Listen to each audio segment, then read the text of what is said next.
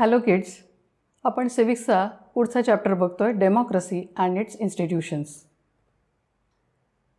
आता ideal democratic setup म्हणजे काय ते बघूया. An ideal democratic setup is the ultimate goal that many societies strive to create and preserve. It should allow extensive representation and participation of as many people as possible. आता याचा अर्थ काय की जगभरातल्या बऱ्याचशा सोसायटीज ज्या होत्या त्यांचा गोल काय, तर एक आयडियल डेमोक्रेटिक सेटअप तयार असायला पाहिजे आणि तो टिकायलाही पाहिजे. आणि त्याच्यासाठी त्यांनी कठोर प्रयत्न करत असतात. त्याच्यामध्ये जास्तीत जास्त लोकांनी रिप्रेझेंट करावं, पार्टिसिपेट व्हावं असाही त्यांचा प्रयत्न असतो.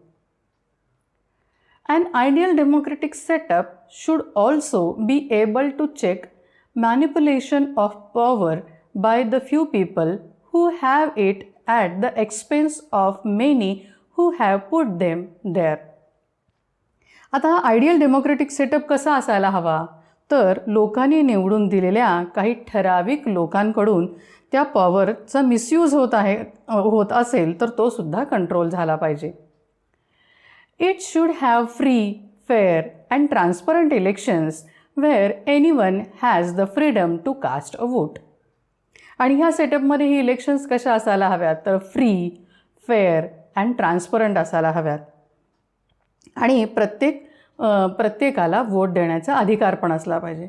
आता ह्या फ्री इलेक्शन्स म्हणजे काय की 18 वर्षाच्या वर कुठलीही भारतातली व्यक्ती असेल तर तिला तो वोट देण्याचा अधिकार आहे.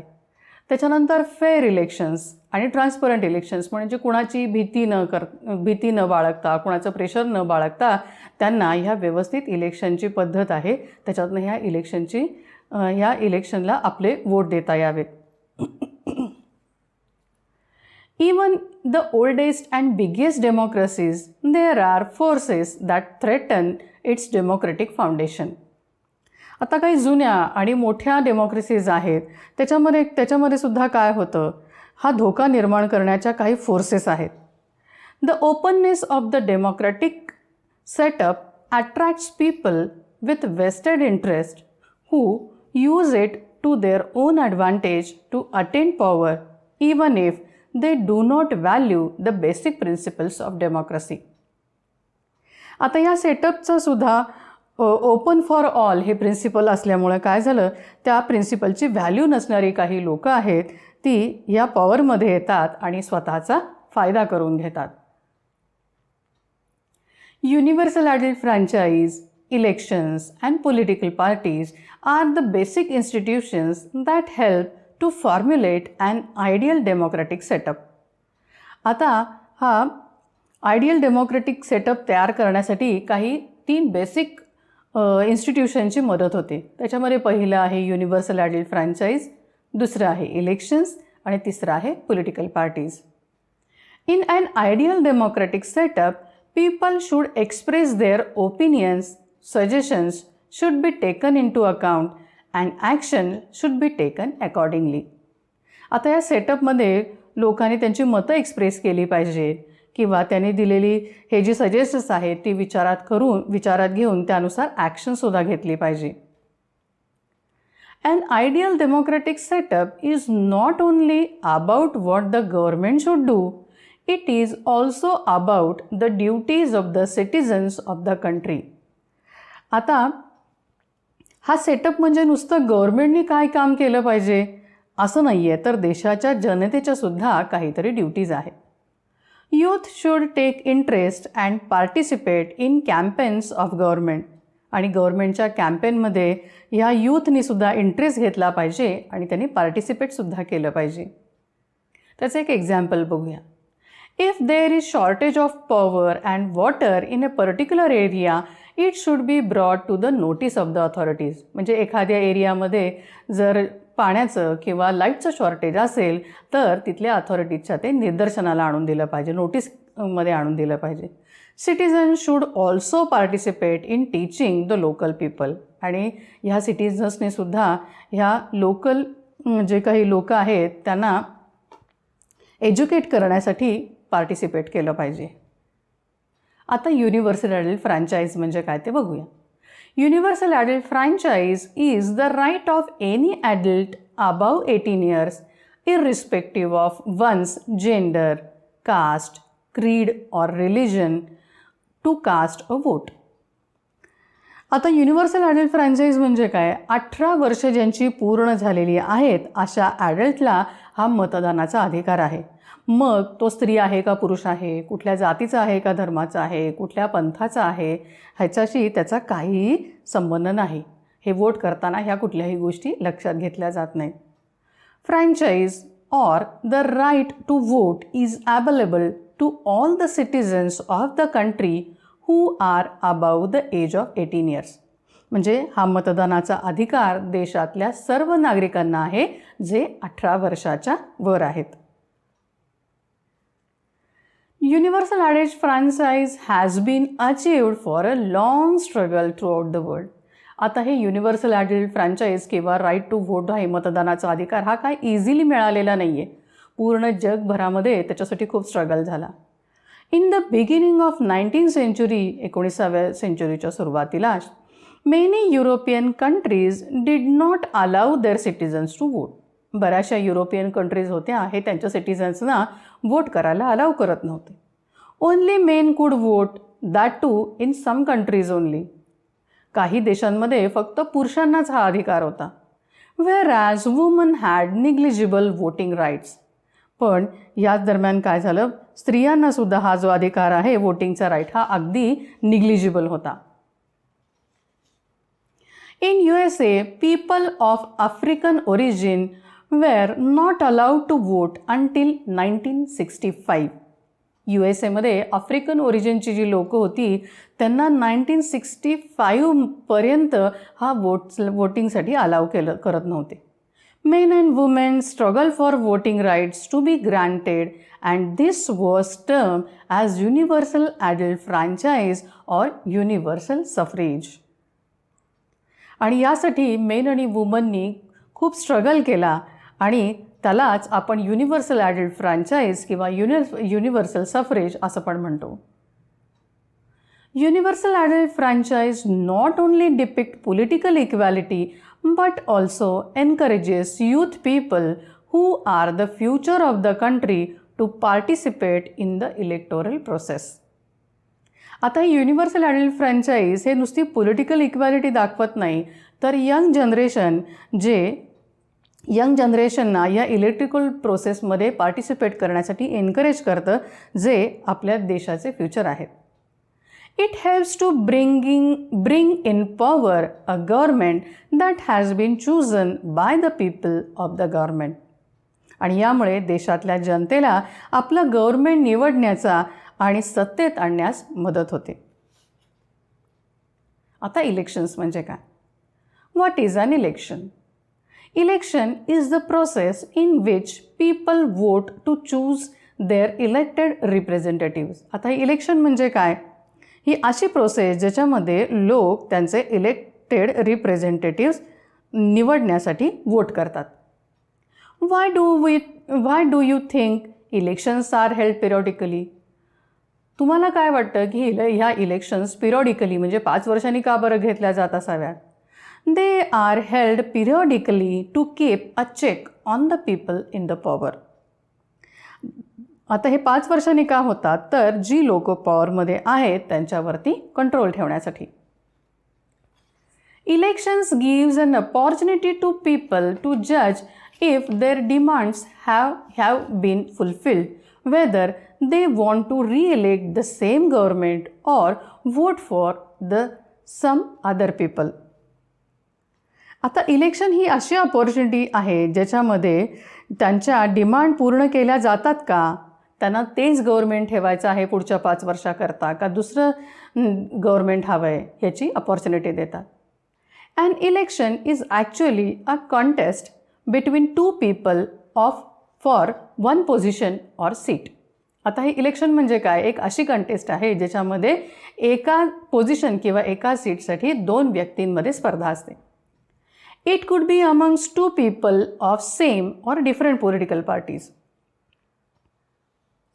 मग कधी कधी काय होतं ही व्यक्ती एकच किंवा वेगवेगळ्या पॉलिटिकल पार्टीची सुद्धा असतात. The politicians who contest elections are known as candidates. जे हे इलेक्शनच्या स्पर्धेमध्ये जे पॉलिटिशियन्स येतात त्यांना काय म्हणतात? कॅन्डिडेट्स म्हणतात. These candidates belong to a particular party that gets the maximum number of votes for the government. आता हे कॅन्डिडेट्स एका पर्टिक्युलर पार्टीचे असतात आणि त्यांना जास्तीत जास्त वोट मिळतात आणि ते गव्हर्नमेंट फॉर्म करतात. When some individuals not belonging to any party contest elections, they are known as independent candidates. काही कॅन्डिडेट्स कुठल्याच पक्षाचे नसतात आणि ते इलेक्शन लढतात, त्यांना काय म्हणतात? इंडिपेंडंट कॅन्डिडेट्स असं सुद्धा म्हणतात. आता या इलेक्शन कमिशन म्हणजे काय ते बघूया. In countries as big as India, the task of conducting elections is given to an independent constitutional body known as Election Commission. भारतासारख्या मोठ्या देशात या इलेक्शन कंडक्ट करायचा टास्क एका इंडिपेंडंट बॉडीला दिला आहे, तिला काय म्हणतात? Election commission. The president of the country appoints the head of the election commission. आणि भारताचे जे राष्ट्रपती आहेत, जे प्रेसिडेंट आहेत, ते काय करतात? या इलेक्शन कमिशनच्या हेडची अपॉइंटमेंट करतात. Who is known as the chief election commissioner. आणि त्यांनाच चीफ इलेक्शन कमिशनर असंही म्हणतात. आता या इलेक्शन कमिशनरची ड्युटी काय आहे? It is the duty of the election commission to conduct elections throughout the country in a fair and just manner. आता या इलेक्शन कमिशनची ड्युटी काय आहे? तर पूर्ण देशभरामध्ये इलेक्शन्स फेअर आणि जस्ट मॅनरमध्ये कंडक्ट करायच्या. म्हणजे काय? योग्य रीतीने आणि योग्य पद्धतीने. Earlier people use to cast their votes with a stamp on a ballot paper. पूर्वीची लोक काय करायची? त्यांचं वोट आहे ते एका बॅलेट पेपरवर स्टॅम्प करायचे आणि द्यायचे. But they face many problems, especially those who resided in the rural areas. त्यामुळं काय झालं? विशेषतः यात खूप प्रॉब्लेम फेस करावे लागले, विशेषतः जे खेडेगावात राहणारी लोकं होती त्यांच्या बाबतीत. Some people were not allowed to vote by use of force. काही जणांना जबरदस्ती वोट करू दिलं जायचं नाही. People who conducted the elections would favour a party and manipulate the results in their favour. जी लोक ही इलेक्शन कंडक्ट करायची ती काय करायची? एका पार्टीच्या फेवरमध्ये किंवा त्या पार्टीच्या हे रिझल्ट्स फेवरमध्ये येण्याकरता मॅन्युपुलेट करायची. This leads to the information of a new system called the secret ballot. आणि त्याच्यातनंच ही सिक्रेट बॅलेटची नवीन सिस्टीम निर्माण झाली. The secret ballot is predominant feature of elections in a democratic country. आणि डेमोक्रॅटिक कंट्रीमध्ये हे सिक्रेट बॅलेट हे काय आहे? हे इम्पॉर्टंट फीचर आहे इलेक्शनचं. In a secret ballot a person's vote remains a secret even after voting. आता हे सिक्रेट बॅलेट म्हणजे काय? एखाद्या व्यक्तीने दिलेले वोट आहे हे त्याच्या वोटिंग केल्यानंतरही सिक्रेट ठेवलं जातं. As a result people are free to choose any candidate without any fear or pressure from everyone. आणि याचा रिझल्ट काय? तर लोक त्यांचा कॅन्डिडेट कुठल्याही भीती किंवा प्रेशर खाली न येता हे त्यांचं कॅन्डिडेट निवडून देऊ शकतात. The secret ballot was first used in Australia in 1856. आणि हे सिक्रेट बॅलेट 1856मध्ये ऑस्ट्रेलियामध्ये पहिल्यांदा वापरलं गेलं. Initially the secret ballot was conducted on paper but are now held through election voting machine EVM. इथं चित्रात मी ते वोटिंग मशीन दाखवलं आहे बघा. आधी काय व्हायचं? हे सिक्रेट बॅलेट हे पेपरवरती कंडक्ट केलं जायचं, पण आता त्याच्यासाठी EVM मशीन म्हणजे इलेक्शन वोटिंग मशीन वापरली जातात. The EVM shows the name of the candidate. आता ह्या EVMमध्ये काय काय दाखवलं जातं? तर त्या कॅन्डिडेटचं नाव and the symbol of the political party. आणि त्या पॉलिटिकल पार्टीचा सिम्बॉल पण दाखवलेला असतो. People have to just press the button next to the symbol of the political party. लोकांनी काय करायचं आहे, तिथे जे सिम्बॉल दाखवलेलं आहे पॉलिटिकल पार्टीचं त्याच्या पुढे एक बटन असतं, तेवढं फक्त प्रेस करायचं. India is a vast country and to make the process of election easy accessible to all, the country has been divided into different units called constituencies which roughly comprise the same number of the people. आता इंडियासारख्या vast कंट्रीमध्ये ही election process ही easily accessible होण्याकरता आपला देश हा वेगवेगळ्या युनिटमध्ये divide केला आहे. त्याला काय म्हणतात, कॉन्स्टिट्युएन्सीज, आणि ज्यामध्ये ह्या सेम नंबरच्या लोकांचा समावेश असतो. म्हणजे एका ह्याच्यामध्ये 1200 लोक आहेत असं सगळीकडे सेम नंबरच एका प्रत्येक कॉन्स्टिट्युएन्सीमध्ये असतो.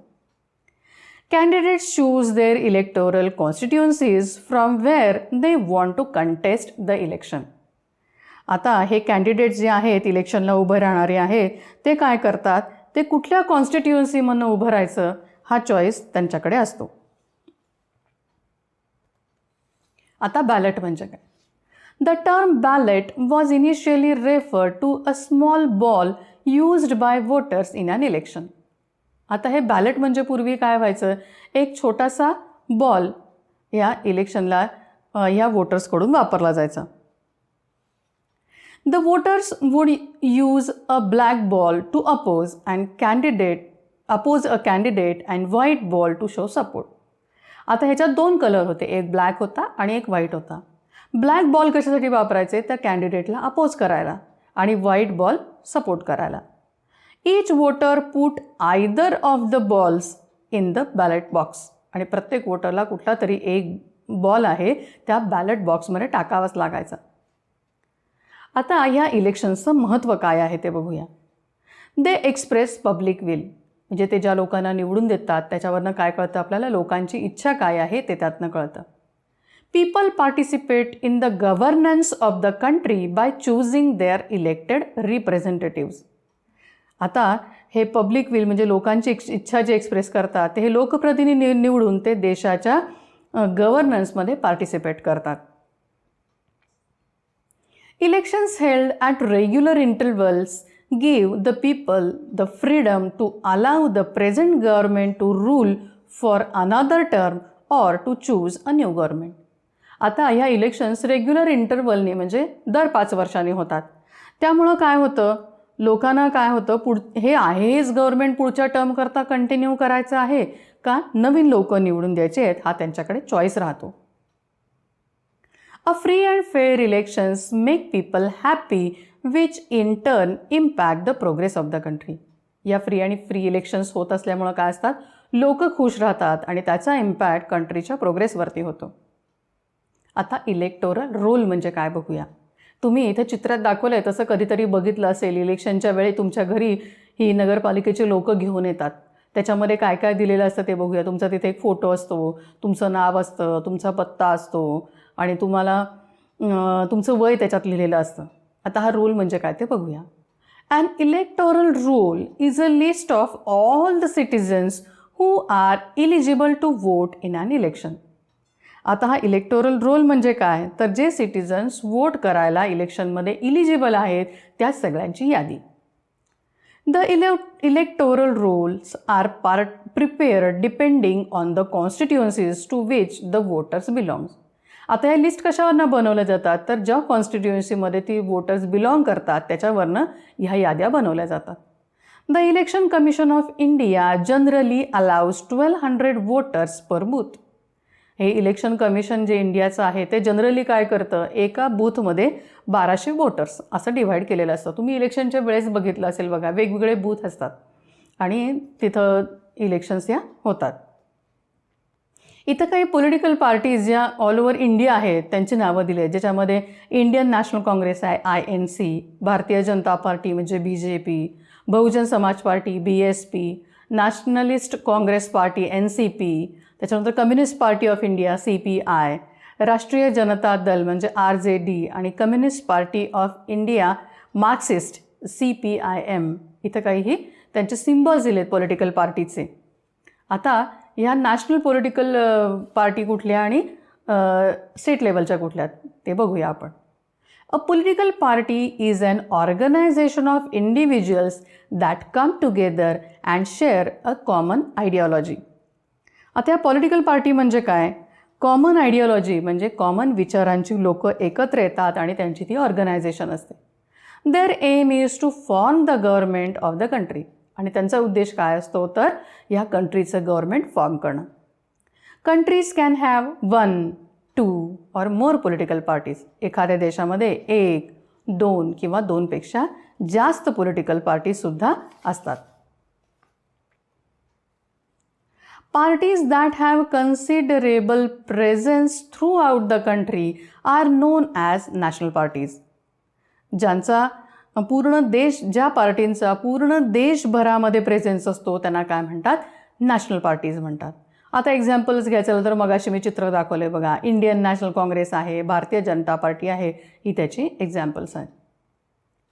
Political parties whose presence and influence is limited to a certain state or region are called regional parties. आणि ज्या पार्टीचा प्रेझेन्स एखाद्या स्टेटपुरता किंवा एखाद्या प्रदेशापुरता मर्यादित असतो त्यांना काय म्हणतात? Regional parties. म्हणजे एक्झाम्पल कुठली असतील तर महाराष्ट्रात आहे शिवसेना, त्याच्यानंतर All India Anna Dravida Munnetra Kazhagam, the National Conference, the Assam Gana Parishad, ही त्याची ही प्रत्येक स्टेटनुसार वेगळी वेगळी आहेत. Political parties have different symbols as they have different ideologies and their symbols depict their ideologies. आता प्रत्येक पार्टीच्या आयडिओलॉजीप्रमाणे त्यांचे सिम्बॉल ठरतात. Symbols of the political parties help in their identification, especially to those people who cannot read and write. जी लोक illiterate आहेत म्हणजे जी शिकलेली नाही आहेत त्यांच्याकरता हे सिम्बॉल्स पॉलिटिकल पार्टी ओळखायला मदत करतात. Different symbols of political parties avoid confusion. ह्या पॉलिटिकल पार्टीचे वेगवेगळे सिम्बॉल काय करतात? हे कन्फ्युजन अवॉइड करतात. If there are 2 political parties with a similar name, काही वेळा काय होतं 2 पॉलिटिकल पार्टीचं सारखं नाव असतं तर मग ओळखणार कसं लोक ती पॉलिटिकल पार्टी वेगळी कुठली आहे? People can identify them through their symbols. तर त्यांचे सिम्बॉल्स वेगवेगळे असतात, त्याच्यावरनं ओळखायला लोकांना ते मदत होते. आता या पॉलिटिकल पार्टीचा इम्पॉर्टन्स काय आहे बघूया. They help in shaping public opinion through posters, public meetings, speeches and pamphlets. Poster, सभा, भाषणं असतील, काही पॅम्पलेट्स असतील, याच्यावरनं काय होतं? पब्लिक ओपिनियनला बनवायला किंवा शेप करायला ह्या पॉलिटिकल पार्टीज मदत करतात. The public opinion shaped by them also help in uniting different sections of the society as it attracts members from all factions of society. आता हे तयार झालेलं पब्लिक ओपिनियन सोसायटीतल्या वेगळ्या सेक्शनला एकत्र आणायला मदत करतात कारण हे सोसायटीतल्या सगळ्या ग्रुपना अट्रॅक्ट करतात. Political parties provide the citizens a variety of people from which they choose their elected representative. आता ह्या पार्टी लोकांना इलेक्टेड रिप्रेझेंटेटिव्स निवडायला वेगवेगळे चॉईसेस देतात. The criticism from the opposition party and the fear of losing their power makes the government work towards the welfare of the people. आता हे विरोधी पक्षाकडनं होणारे जे क्रिटिसिझम आहे त्याची आणि पॉवर जायची भीती या गव्हर्नमेंटला लोकांचं वेलफेअर करण्यासाठी काम करायला लावतात. द पॉलिटिकल आता कोएलिशन गव्हर्नमेंट म्हणजे काय बघूया. The political party that gets the maximum number of votes in an election wins the election and is called the majority party. ज्या पॉलिटिकल पार्टीला इलेक्शनमध्ये जास्तीत जास्त मतं मिळतात तिला काय म्हणतात? मेजॉरिटी पार्टी म्हणतात. The political party or parties that lose the election are known as opposition. आता तुम्ही पण कधी कधी टी व्हीवरती बघितलं असेल बघा ही मेजॉरिटी पार्टी आणि अपोजिशन पार्टी. तर ज्या पॉलिटिकल पार्टी किंवा पार्टीज ह्या इलेक्शनमध्ये हारतात त्यांना अपोजिशनमध्ये बसावं लागतं. When a party does not get majority vote to form the government, it join hands with one or more parties to form the government. जेव्हा एखाद्या पार्टीला गव्हर्नमेंट बनवायला मेजॉरिटी वोट मिळत नाहीत तेव्हा ती काय करते, इतर एखादी पार्टी किंवा त्याच्यापेक्षा जास्त पार्टींचा हात मिळवते आणि ते गव्हर्नमेंट फॉर्म करते. Such a government is known as the coalition government. आणि अशालाच काय म्हणतात, कोएलिशन गव्हर्नमेंट म्हणतात. In a coalition government decisions have to be taken with the consent of all political parties involved. आणि अशा गव्हर्नमेंटमध्ये काय होतं, ज्या पॉलिटिकल पार्टीज इन्व्हॉल्व आहेत तर एखादा निर्णय घेताना त्या सगळ्यांची कन्सेंट घ्यावी लागते. इथं हा आपला डेमोक्रेसी अँड इट्स इन्स्टिट्यूशन्स हा चॅप्टर संपला. आता याच्यामध्ये आपण काय काय बघितलं बघूया. आयडियल डेमोक्रेटिक सेटअप म्हणजे काय बघितलं, युनिव्हर्सल आयडियल फ्रँचाईज म्हणजे काय बघितलं, इलेक्शन्स कशा होतात, इलेक्शन कमिशन म्हणजे काय, इलेक्टोरल रोल म्हणजे काय, पॉलिटिकल पार्टीज आहेत, मग त्याच्यात नॅशनल पार्टीज आहेत, स्टेट लेवलच्या पार्टीज कुठल्या आहेत, आणि कोएलिशन गव्हर्नमेंट म्हणजे काय हे पण बघितलं. आता याच्यात आपल्या PPT आहेत, त्याच्यानंतर वर्कशीट आहे आणि क्विज आहे. हे आपल्या ॲप आणि वेब पोर्टलवरती अवेलेबल आहे. तुम्ही हे लक्षात नाही आलं तर हा व्हिडिओ पुन्हा एकदा बघा. So here ends the chapter democracy and it's institutions. Thank you.